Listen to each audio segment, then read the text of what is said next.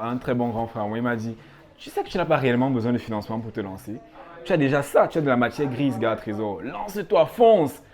C'est comme ça, je pense que j'avais quoi? J'avais 40 000, 45 000 et j'ai emprunté 20 000, 10 000 à des amis. Je me suis retrouvé avec 100 000 en fait.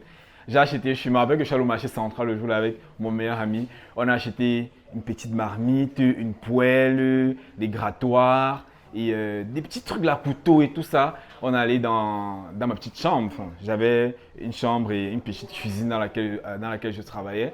Et de là, j'avais aussi acheté des gamelles. De là, j'ai commencé à vendre mes gamelles qui ne passaient pas, mais je fonçais. Bon, au jour d'aujourd'hui, je vais dire quoi? J'ai une entreprise qui parvient à nourrir quand même près de 3000 personnes pour un seul service. Donc, vous pouvez imaginer ce que ça fait. Bienvenue à Investir au Cameroun. Alors, je suis Trésor Mvoula, responsable d'un Dog BD. Nous faisons dans le service traiteur et la transformation laitière. Les gars, souhaitez bienvenue à Investir au Cameroun. Là, on est en train de faire, on est en train de préparer le traiteur d'un événement, l'ouverture, la pose de la première pierre d'un grand hôtel, d'un 5 étoiles. Et c'est nous qui avons gardé le traiteur. Donc là, ici, on fait le chaud. Dans un autre site, on est en train de faire le froid. Donc on va faire un apéro dînatoire. Et là, c'est mon équipe du show ici. Là.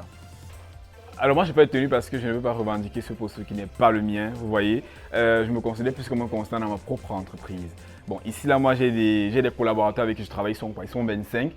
Et je sais très bien cuisiner, mais vraiment, je me sens vraiment ridicule de porter une tenue devant des gens qui peuvent faire ça. Des gens qui font ça tout le temps, qui ont fait l'école pour ça, qui vivent pour ça en fait.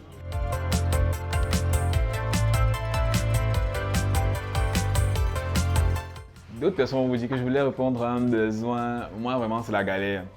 Quand je suis à l'université en Guayaquil, parce que j'ai fait lyrique, je suis finissant en lyrique, j'ai fait management environnemental et développement durable. Ma première passion, ce sont les RSE. Donc, quand j'étais en Guayaquil, c'était tellement dur, je n'étais plus à la maison familiale. Et j'ai une cousine qui me dit que, gars, tu fais très bien la nourriture, est-ce que tu peux vendre ta nourriture? Et tu fais même des vidéos et tout et tout. Puis elle qui vend la gamelle quand même, elle me dit 1000 francs. Je dis, c'est une idée, il va appeler ça un Dog Busy. Elle me dit non, Dog Busy ça s'appelle Village. Je dis que bah, justement, je ne vais pas trop aller chercher loin. Dog Busy ça va, je trouve que c'est aguicheur, vraiment, c'est un terme que tous les Camerounais connaissent. C'est là plus seulement une socioculture Betty. Tous les Camerounais se l'ont approprié. Elle m'a dit ok, c'est comme ça que j'ai commencé à vendre des gamelles à 1000 francs. Parfois même, je n'arrivais même pas à vendre. J'offrais même parfois parce que c'était super dur. Et je restais aussi sur le digital. Faut savoir que moi, ce qui fait ma force aussi, c'est mon capital sympathie. J'ai un capital sympathie vraiment de 90% sur les réseaux sociaux. Les gens m'aiment beaucoup. Donc, ce qui fait que les gens commencent à me dire, donc Busy, tu fais la cuisine, est-ce que tu peux même faire ci, est-ce que tu peux même faire ça? Je ne me suis pas limité justement. Je me suis toujours dit que chaque fois que quelqu'un m'a demandé de faire un truc, je vais toujours le faire. Même si je ne sais pas faire, je dis que oui, je sais faire.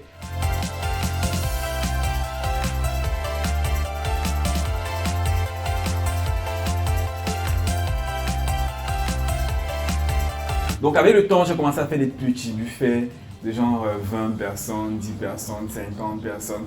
J'ai fait des 50 personnes une centaine de fois. Chaque fois, j'étais vraiment fatigué. C'est en 2021, l'année dernière, que j'ai mon premier plus gros marché. Premier plus gros marché d'une personne vraiment dont je ne m'attendais vraiment pas. Le Zonglor. Il est à quelle heure? 9h30 là. Lucas, c'est où? Il est allé chercher les marmites. Ici, c'est notre bar à dessert, celui-là. Donc, on est en train de le retaper. C'est après. Alors là, nous sommes en train de partir au golf, le site où on va travailler là tout à l'heure. Donc, on va checker, voir les mises en place et tout et tout. Voici nos buffets, ils sont super chauds. Là, ils sont encore fermés. Vous voyez les décorations, les finitions sont super belles. Alors pour faire ça pour 500 conduits, ça nous prend une journée de pause et une journée de cuisson, préparation, cuisson, tout ça, si vous voulez. C'est 2 jours en fait, 48 heures.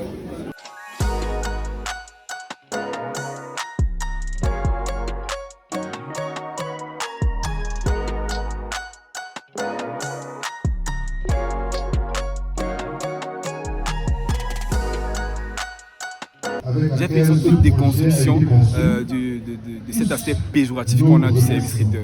Les gens oublient beaucoup que nous faisons partie d'une chaîne de valeur. Nous, les services traiteurs, nous faisons de très gros achats chez les agriculteurs, chez les éleveurs. Moi, par exemple, la période de Noël, je dépense près de 2000 poulets.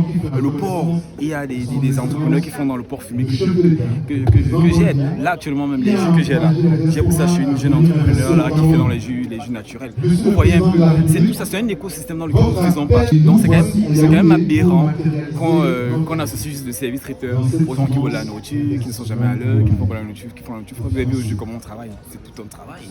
C'est tout un travail.